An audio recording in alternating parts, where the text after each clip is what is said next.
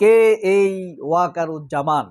1966 সালে ঢাকায় জন্মগ্রহণ করে জামান নামের এই সামরিক কর্তা।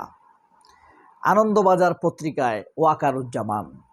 আনন্দবাজার বাংলাদেশের সেনাকর্তা ওয়াকারুজ্জামানকে নিয়ে একটি দীর্ঘ রিপোর্ট করেছে। সেখানে শুরুই করেছে এইভাবে, কে এই ওয়াকারুজ্জামান? তিনি 1946 সালে ঢাকায় জন্মগ্রহণ করেন। পাকিস্তানের প্রধান সামরিক কর্মকর্তা, বর্তমানে তুরস্কে রয়েছেন।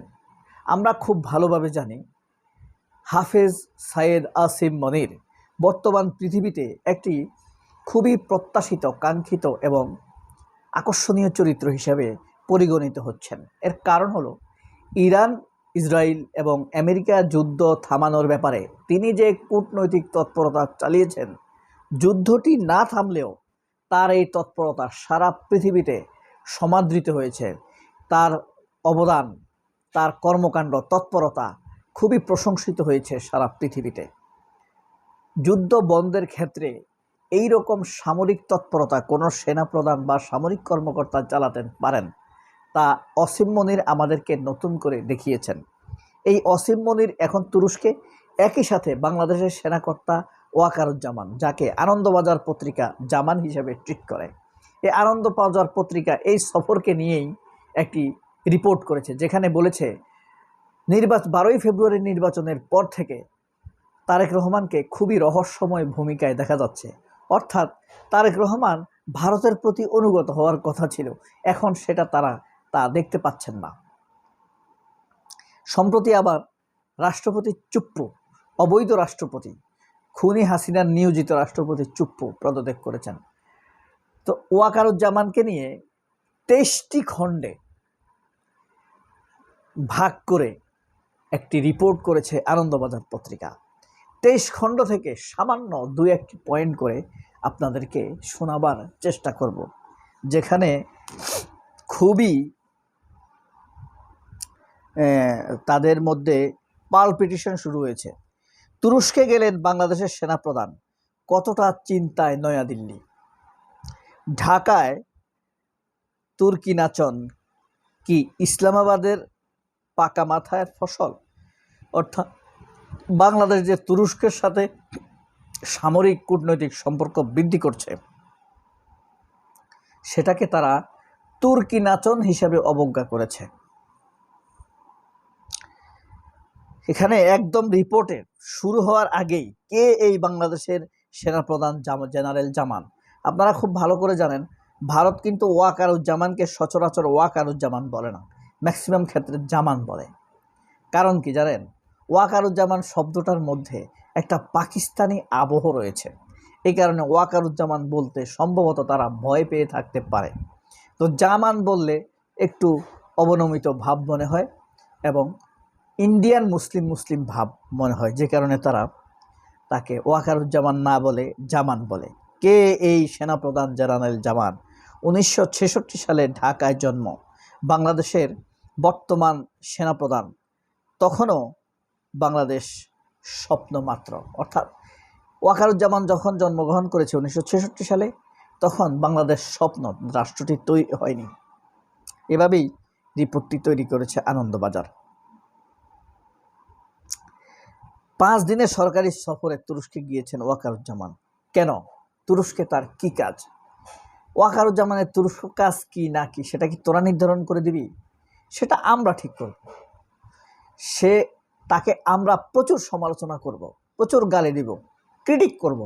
He is our army chief, তাই না? তার অনেক ভুল থাকবে, আমরা সমালোচনা করব, গালি। তোমরা কে তাকে গালি দেওয়া?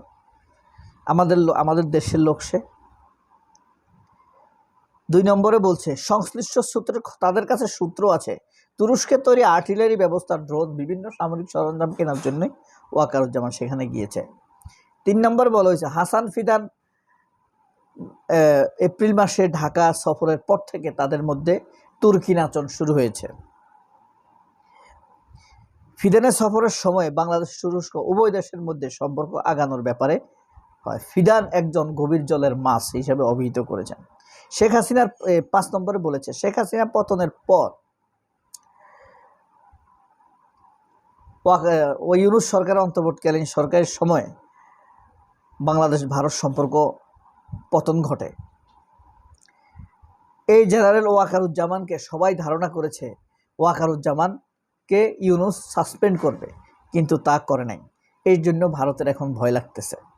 ওয়াকার কি তাহলে তার অতীত ভুলে ইউনূস, তারেক এদের সাথে এলাই করে গিয়েছে? 7 নম্বরে বলেছে, সে সময় ভারত বিরোধী স্লোগান উঠেছিল ইউনূসের নেতৃত্বে বাংলাদেশে। ভারত বিরোধী স্লোগান উঠেছিল, তা এখনও থামে নাই। তারা আশা করেছে তারেক রহমান আসার পরে থেমে যাবে। 8 নম্বরে বলা হয়েছে, তারপরও বাংলাদেশের সাধারণ নির্বাচনে জয়ী হয়ে সরকার গঠন যখন করে বিএনপি, কিন্তু বিএনপি ভারতের সাথে সম্পর্ক বৃদ্ধির ক্ষেত্রে আশানুরূপ প্রত্যাশিত কোনো পদক্ষেপ এখন পর্যন্ত নেয় নাই। এটা ভারতের অভিযোগ।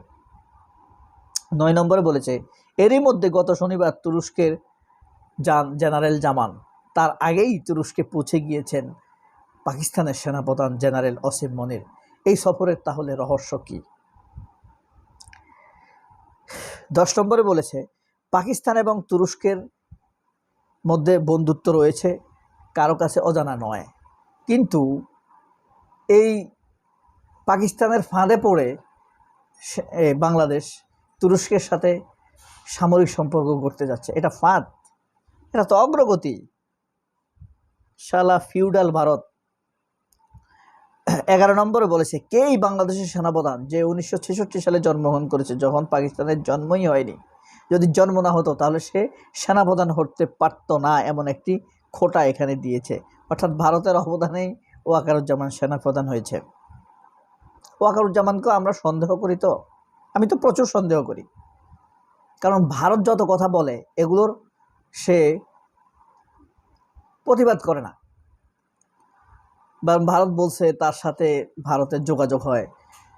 হ্যাঁ, ভারতের পররাষ্ট্রমন্ত্রী বলছে, অজিত দোভালও বলছে, সিকিউরিটি অ্যাডভাইজার, যে হাসিনা যখন পালায় তখন সেনাপ্রধানের সাথে তাদের আলাপ ছিল, যোগাযোগ ছিল। এগুলোর প্রতিবাদ কিন্তু ওয়াকার করে নাই। ঠিক আছে, শেখ কমলিকার বাবা মোস্তাফিজুর রহমানের জামাই, শেখ হাসিনার পিষ্টুত বোন জামাই, এসব বলেই স্মরণ করাইছে, তোমার আমরা চিনি। কিন্তু 13 নম্বরে বলা হয়েছে, তবে জামানের আমলেই পতন হয় হাসিনার। এটা একটা মিস্টিরিয়াস বিষয় হিসেবে থাকবে। 14 নম্বরে বলেছে, তারেক রহমান বাংলাদেশ প্রধানমন্ত্রী হওয়ার পরে সেনাপ্রধানের সাথে দেখা করেন, যেখানে আশা করেছিল সবাই তাকে হয়তো পদচ্যুত করবে, কিন্তু তারেক তাকে পদচ্যুত করে নাই। 15 নম্বরে বলেছে, উল্টো তারেক সরকার গড়ার পর কয়েক প্রতিনিধি নিয়ে ওয়াকারুজ্জামানের সাথে দেখা করে তারেকের সাথে দেখা করে ওয়াকারুজ্জামান, এবং তাদের সম্পর্ক বৃদ্ধি পায়। 16 নম্বরে বলেছে, অন্যদিকে রাশিয়া ইউক্রেন যুদ্ধের পর থেকে যুদ্ধ সরঞ্জাম রপ্তানির ক্ষেত্রে উত্থান ঘটে তুরস্কের। 17 নম্বরে বলে, পাকিস্তানের হাত ধরে সরকার তুরস্কে দিয়ে ভারতের চিন্তার অনেক দিনের, পাকিস্তানের হাত ধরার কারণে তুরস্ককে নিয়ে ভারতের চিন্তা অনেক দিনের। মানে তুরস্ক নিয়ে টেনশন। 18 নম্বর, জুলাইয়ের ভারতীয় আন্তর্জাতিক সীমানার 100 কিলোমিটার মধ্যে বগুড়ায় তুরস্কের সঙ্গে মিলে ড্রোন খানা তৈরির সিদ্ধান্ত নিয়েছে বাংলাদেশ সরকার। এটাই উদ্বেগের মূল কারণ। এটা আমি বলছি, উদ্বেগের মূল কারণ। 19 নম্বরে বলছে, বিশেষজ্ঞদের একাংশের দাবি ঢাকা আঙ্কারার এই বন্ধুত্বের নেপথ্যে হাত থাকতে পারে ইসলামাবাদের।